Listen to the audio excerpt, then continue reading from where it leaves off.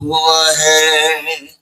ये सोचो मोम पत्थर क्यों हुआ है। और शेर देखें दोस्तों, किसी के महल से नारे लगे थे। आ रही आवाज वहां तक? किसी के महल से नारे लगे थे, निशाना मेरा छप्पर क्यों हुआ है। किसी के महल से नारे लगे थे, निशाना मेरा छप्पर क्यों हुआ है। और कहते हैं कि पैसा कुछ नहीं है, लेकिन पैसे के बिना आदमी की इज्जत भी नहीं है।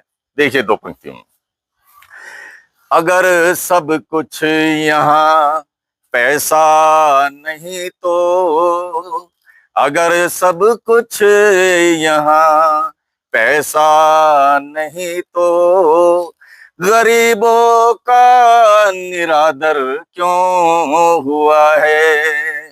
अगर सब कुछ यहाँ पैसा नहीं तो, गरीबों का निरादर क्यों हुआ है। और सबसे खास शेर, सबकी नजर और सामने बैठे हुए, मैं पहले ही कह चुका हूं कि हमसे ज्यादा जो कविता की समझ है वो सामने बैठने वाले को है। सुनिएगा, जरा हंसने से पहले ये तो सोचो, जरा हंसने से पहले ये तो सोचो, वो पागल तो हुआ पर क्यों हुआ है।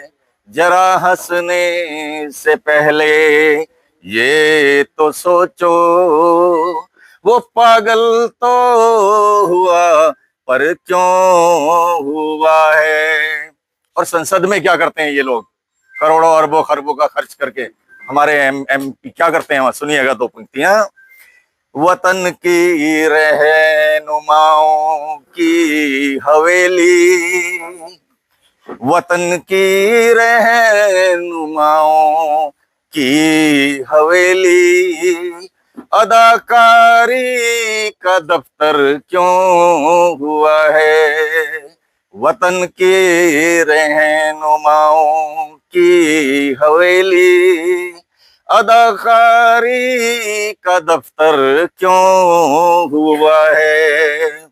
और सुनिएगा आखिरी शेर दोस्तों, जमाने भर की दौलत लूट कर भी, सुनिएगा दूर तक संदेश, जमाने भर की दौलत लूट कर भी, दुखी बोलो सिकंदर क्यों हुआ है।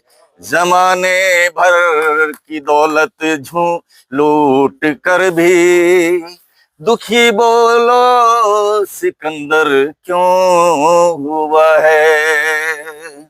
ये मत पूछो कड़ा स्वर क्यों हुआ है, ये सोचो मोम पत्थर क्यों हुआ है। बहुत धन्यवाद। और मैं एक बार फिर निवेदन करता हूं, अगर कोई कवि यहाँ मेरे से रह गया हो तो कृपया आयोजकों को बिल्कुल दोष न दे। और आइए सर, आइए आइए, बस 5 मिनट में समाप्त कर रहे हैं सर। अरे मैं तो रही थी, मैं तो बोला ही कुछ। अब आपसे बुलवाऊंगा अगले को उसको बुलाने के लिए। तो आपकी कविता हमने सुनी है धनदेवी जी, और अगर सामने में से कोई भी, क्योंकि मैं नहीं चाहता कि यहाँ कोई कवि अपने मन में कोई बात लेकर आए कि भी मुझे कविता सुनानी है और यहाँ ना सुनाई जाए, क्योंकि अब मैं समझता हूँ जितने लोग बैठे हैं वो सब कविता सुनने वाले बैठे हैं, कविता सुनने वाले बैठे हैं। एक अशोक साहिल हैं हमारे मुजफ्फरनगर के, दो पंक्तियां बहुत गजब कही उन्होंने कि जरा हंसकर दिखाओ आंखों को तर्क किए बगैर। कोई आदमी हंस सकता है?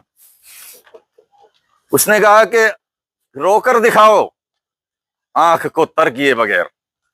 कौन रोता था? बाबा साहब रोते थे, आंखों में आंसू नहीं थे लेकिन अंदर आग थी। ऐसे ही हमारे समाज का हर व्यक्ति है, इसके अंदर आग तो है, रोना नहीं है, आक्रोश होना चाहिए, शोले होने चाहिए, मन में संकल्प होना चाहिए कि हमें आगे बढ़ना है।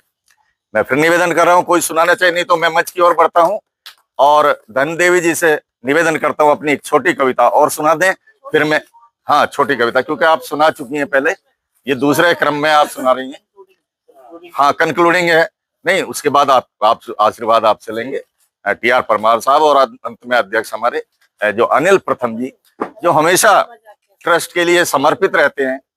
और मैं तो पहली बार आया हूं, लेकिन मैंने जितना आपका कलम के सफर में रहता है, अजीब शख्स है, कागज के घर में रहता है, और ये ऐसा शहर है, बड़ौदा के लिए कह रहा हूँ, ये ऐसा शहर है जिसमें किसी का कुछ भी नहीं, यहाँ तो दिल भी किराए के घर में रहता है, यहाँ तो दिल भी किराए के घर में रहता है। ऐसे शहर में हम लोग आए हैं, लेकिन इसको अपना बनाने आए हैं। अगले साल हमें और ज़्यादा प्यार मिलेगा, इस पंडाल को पूरा भरा हुआ देखना चाहते हैं हम। इसको कभी सम्मेलन में कभी गोष्ठी हो गई है, इसलिए अगले साल आप सब लोग इसको भरा हुआ हम देखना चाहेंगे। और निवेदन कर रहे हैं हम टी.आर. परमार साहब से जो 2 शब्द इस मौके पर कहें, इसके बाद अध्यक्ष जी को मैं आमंत्रित करूँगा। जोरदार तालियों से आप स्वागत सब बोलते हैं।